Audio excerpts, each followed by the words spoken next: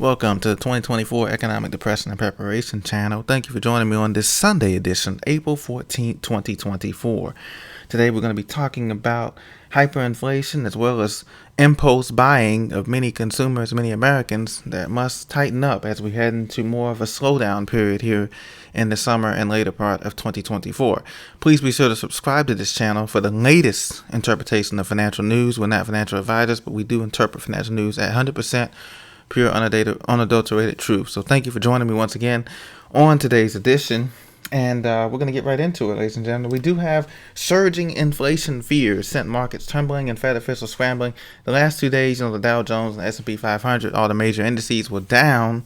Not to say that this is a doomsday thing, because obviously it's been surging towards the 40,000 mark. The Dow Jones has for the last couple of weeks here. It's been surging because in anticipation of a rate cut by the Federal Reserve Bank, but that has not happened. That has not materialized, and now many economists, senior economists, feel like the rate cut is not coming this year, toward later this year, as we've been saying, toward November, after November and December, possibly. And even then, if there is a rate cut, it's only going to be 25 basis points, if at all. So this is what we're looking at here. So we have these surging inflation fears that's continuing to haunt the markets, haunt investors here. We have a lot of vacancies and commercial apartments, commercial spaces in downtowns, a lot of these downtowns and exurbs, suburbs, a lot of real estate vacancies as well, and a lot of hiring vacancies as well, as some people feel like they can get more money working elsewhere, or working independently, or working elsewhere, as far as working a fast food job. Even though they raised the minimum wage for that, it hasn't dramatically increased the things. Its prices has also increased as well. So it increased the standard of living. So what we have here, they take note of higher readings, but they did not sound their panic alarms, as most they still say they still expect the cut later this year, as we've been talking about. Now, inflation is here to stay, ladies and gentlemen. It's here to stay for this year, next year, and possibly for the next 5 years here, according to some analysts. And so because of that, we have to look at ourselves and ask ourselves, how can we position ourselves to get basic needs and services, food, water, security, electricity, antibiotics, things of those natures. How can we position ourselves to get those basic needs every month? Without having to rely on others, outside of our community and family, because that's what's going to come down to once the supply chain shocks. You see how easy supply chain shocks happen. Supply chain shocks happen easily. With this, we had the bridge collapse in Baltimore. We had the other thing, the barge ran into a ship. Anything can happen, and this is what we're seeing here in all of these major cities and states. And so, but another thing that we have to control is our impulse spending. Now, you remember Beyonce? She's a great singer, a great concert artist.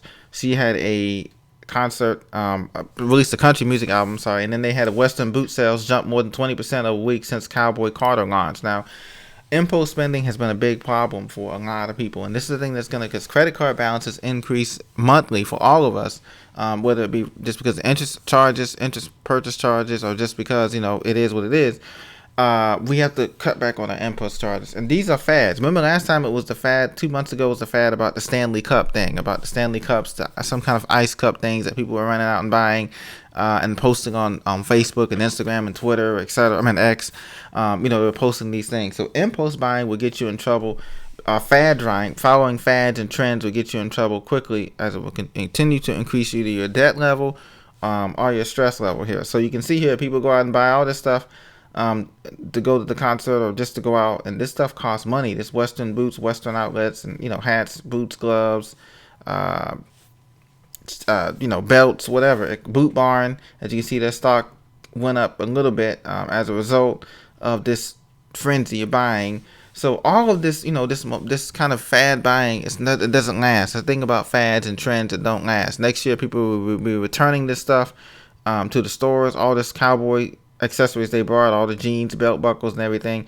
And so, you have to be careful about that. Same in economics. You have to be careful about looking at fads and following fads, because most of the time you follow the crowd. It's never a good sign, So that's something to look out for. Now, look, don't expect mortgage rates to fall anytime soon. This is according to a report the U.S. Chamber of Commerce here. It's done by Mr. Curtis DeBay. He's the chief economist at the U.S. Chamber of Commerce here. It was just last month. So he said, don't expect mortgage rates to fall anytime soon. The average rate for a 30-year fix, is around 6.7%. and that's with great credit and all that kind of stuff. So you may be well over 7% if you don't have that. But the thing is that this is going to be very problematic because mortgage rates are not going to fall that much, and home prices are not going to fall that much. So the consumer, the average American, is left with either paying for something, downsizing, paying for something that more smaller that they can afford, smaller house, or they're going to be left with selling some of their assets, either a second rental home or a RV or whatever they had extra. They're going to have to sell that to make ends meet if they want to get that luxury home or that non-starter home that they've been working for. So this is what we're looking at here as this economy continues to have this type of feel to it. And so inflation remains higher than the Fed's target. They said 2%. We're already above 4% real inflation, but you got to look at the real inflation. The shadowstats.com saying inflation is really is at 15% or 16%. And we know that. We've seen that gas prices are going to go up. Consumer spending was up in January, but it fell in February and March. And now we also have gas prices going up as we approach the summer travel season, which begins obviously with Memorial Day weekend next month in May. So look out for that as well.